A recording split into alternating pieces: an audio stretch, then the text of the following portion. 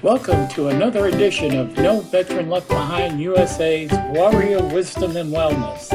Now here's your host, Diane Young.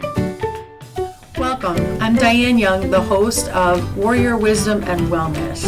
And I'm excited to have you here today. I'm excited to be able to introduce Linda Bobot with Haven. Hopefully you've heard of that. That is Hounds and Vets Empowered Now. And I was fortunate to meet her at another event for veterans, and so I'm really pleased to have her here today and be able to share a little bit about her program. So I will let her introduce herself a little bit and then we'll get started. Welcome, Linda. Yeah, thank you. I'm Linda Bobot. I am a co-founder and right now the executive director of Haven, Hounds and Vets Empowered Now. And our purpose is to train veterans to train their own service dog in there. And our focus is on veterans who have a service-connected disability. And an application gets filled out that's currently on our website by the applicant and by the applicant's provider on there. And once they've contacted us, we set up some interviews, some discussion about what our program is going to need from them and what we can do for them and how we can help them succeed. Mm-hmm. Well, that sounds really exciting. I know she had my attention the first time I met her, so I'm excited for you to be able to share the information. Yeah. And I don't remember, how long have you been doing this already? Haven's been in existence for 9 years, so next year is our 10th anniversary with Haven. That's exciting. Yeah, and for myself, I'm not a veteran, but my father and my brother were in the Navy. 2 different wars are represented by their time in the Navy. So I've grown up and been affected by that time in the Navy. So I've been involved in service dog training for close to 20 years. Wow. And over 10 years ago, I had this unique experience of being able to go out to Camp Pendleton to watch a program that's in working with service dogs on the Marine base there. And we were there for 4 days, but it was on about the 3rd day. There was some very heavy panel discussion about experience. And, you know, I will say to this day, it was like all the air got sucked out of the room. It was so intense to be hearing it. But one of the handlers undid a leash on a dog, and the dog immediately went up to 3 of the Marines. As soon as their hands were on the dog, everything changed. And that's where I thought, okay, maybe that's more the direction I need to go. But it took me 3 years, to get that door open. And it only opened because there was a Vietnam veteran who contacted me about doing something with veterans and dogs. And we brought in one other person, and the discussion led us to the development of Haven. And Wow. So it's been quite a journey. It's, sometimes I say I learned a lot from the veterans, but I'll say more likely I learned more from the dogs. Watching the dogs and what they do. It is amazing. It's amazing, yeah. Well, that's quite a tough audience. If it'll work on the Marines, I think it'll work on anybody. Right. And I can say that because I'm a Marine. There you go. Yeah. We're generally taught to just suck it up, you're fine, and so to see Yeah. that work in the Marines, that's Right. powerful. Right, and oftentimes too, somebody has their own story of how a dog somewhere in their life affected them. Yeah. Somewhere. But when you see, because from, how I see it is, I think it's always that the person who left is not the person who came back. Right. But everybody's expecting that same person to come Right. back. Yep. Right? And so, if somebody was looking for a dog, I would say if you're going into a shelter or you're going into a breeder or whatever, watch for the dog who comes into your space. Mm. And especially if you're going into shelters, because those dogs have a story. They all have their individual stories. And they are going to come into a place that feels safe and comfortable for them. And I feel like they're seeing your heart. Mhm. They see your heart. And so they're saying, you're okay. You know, you're all right. We Very can nice. do this. Right. Very And nice. one of the things we talk about in our training class is it's very easy to say we do positive reinforcement. You know, we could say that. But the bigger picture is we're in a partnership with the dog in the learning process, because both ends are learning, Mhm. right? And when we give the learner the chance to take their time to figure out what we're looking for, what I will say to the veteran is, down the road, if you ask your dog to do something and they do something different, they have a very good reason for doing that. They're not being disobedient. There's something in the environment that they want you to be aware of, and they're going to let you know. And sometimes it might be you're in a public place and some little child is coming with an ice cream cone that's going to come right past them, you know, as they're going. Other times they're saying, no, let's just wait and let's check this out a little bit more, you know. And one of the very inspiring things I learned just from a veteran early on in what we were doing is he and his wife had a very young family, and they had children, and his wife had made a comment. She said, you know, I'm the one who's taking the kids everywhere, doing everything. He's in the basement. Oh. You know, he won't go. He won't go do this. So after quite a while, he sent me a photo, and it was of himself and his dog, and they were in maybe a soccer field or something like that. And he was out there with his dog.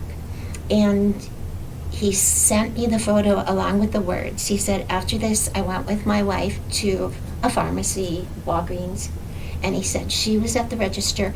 I stood off to the side, and all I had to do was focus on my dog. And he said that's what helped him go out. I could focus on my dog. Wow, that's really awesome. It is. And we'll tell anybody that, yes, your dog is there to help you, but you have to care for your dog.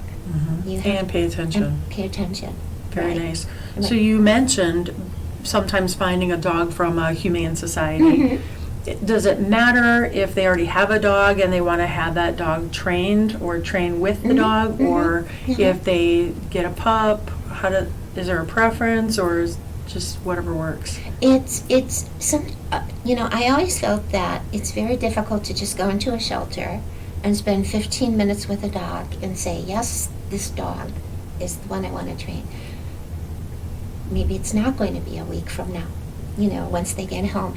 So what is really nice is a lot of shelters now have a foster to adopt, where you could bring the dog home, foster it, and determine, does it work for me or not? Or you could have contact with foster parents who know more about the dog. Wow. So that's an option. If they already have a dog, we have to ask questions. How old is your dog? You know? Because once you get past the age of 2.5 or 3, and you're going to spend 1.5 years in training, Wow. there's not that many working years Right. left in there. So we want to look at the age. Breeds, to me, specific breeds are important if you start working with them as puppies in there. Sometimes there are some individual dogs, and maybe breed is irrelevant, but it's not just, again, it's not something they want to do. They'd rather stay home, you know. I want to be home. We'll be fine at home. So we want the dog that's doesn't get overstimulated in environments, isn't fearful or shy, you know. Again, wants to come into the individual space in there, and health issues, you know, that they won't be too, they're not a concern, something in there. So it's not every dog, but we want them to have some information on that before they come and meet with us. Right. And in our website, we do have a fact page. Great, great. Mhm. That website, by the way, is havenmke for Milwaukee.org, havenmke.org. And as you were talking, I was wondering, what is there an average working year for a service dog? Well, you know, just in general, in the dog kingdom, You know, once a dog is 7 years old, they can start being considered a geriatric dog. Okay. You know, smaller dogs live longer, generally. The large dogs, not as long in there. And as they age, they run into the same things humans do, with vision affected, hearing affected, sometimes a little more anxious. So it gets down to the individual dog, but we have to think of those things too. Very nice. Mhm. Thanks, because I was ahead of myself wanting a service dog. Mhm. Now, do you only train the service dogs, or do you train comfort dogs also, or therapy dogs? If somebody who comes through training with us, even in the service dog world, out in the community too, there's a lot we stress when you are out in public and your dog is wearing their vest, that they're not greeting other people. They're not saying hello, they're not getting petted while their vest is on. And some individuals feel really bad because their dogs are so social and they're being taught to ignore them. So what I will say to them is, once you've accomplished your service dog training, let's go for the therapy dog. Aww. Because if you've met the criteria for service dog, the difference for therapy dog is now your dog is going to go say hello, is going to go greet. So that, in general, we will work with them on that too. Very nice. Mhm. Thank you. Mhm. Okay, and I know that you have a big event coming up on June 10th at the War Memorial. Right. It's titled Service Dog Days of Summer. It's on the 10th, I believe, from 1 to 4. A lot of beer tasting going on at this event. You can find this on the War Memorial. That'll bring in the veterans. Yeah, on the War Memorial website. And otherwise, there's no admission fee. It's only if you want to buy the tokens for the beer tasting. Okay. And there'll be exhibitors there that have appeal to veterans, appeal to dog owners. It's open to the public. They're going to, I think, have some, I don't know, maybe a costume contest or something of that fun. nature. Yeah, but it should be a lot of fun, and we will be there. There'll be 2 other service dog organizations there, and we'll be talking about sometimes what's important to know when you have a service dog, what's an emotional support animal, what's the difference, things How to like that. behave around a service dog if it's not yours. That's the hard part. Yeah, That's yeah. the hard part.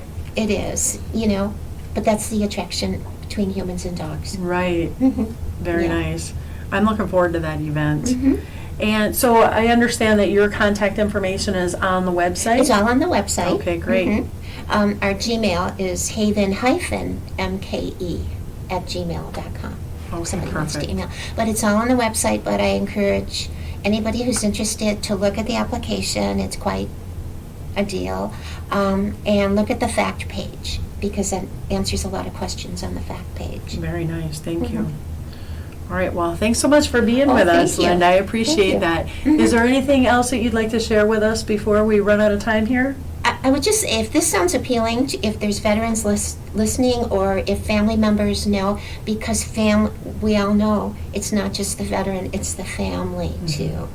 And there can be some, a couple instances, I've known of families who started having more contact because of the dog, like parents, maybe, who conversations were reopened Oh, good. because of the dog being there. Okay. So, yeah. So a family member can initiate this Yeah. on behalf of the veteran. Right, and we'd want the family members to be in support of the Right. veteran doing this. Perfect. Yeah. Mhm. Well, thanks for being here with us. Sure, I thank hope you. that Mhm. this inspires others to look into this and Mhm. see how they can interact with service dogs or maybe find their own. So Yes. thank you all for joining us as Mhm. well, and I hope that you will share this with others so that we can all benefit and provide these services for veterans. So I'm Diane Young, and thanking you for being here. Be well.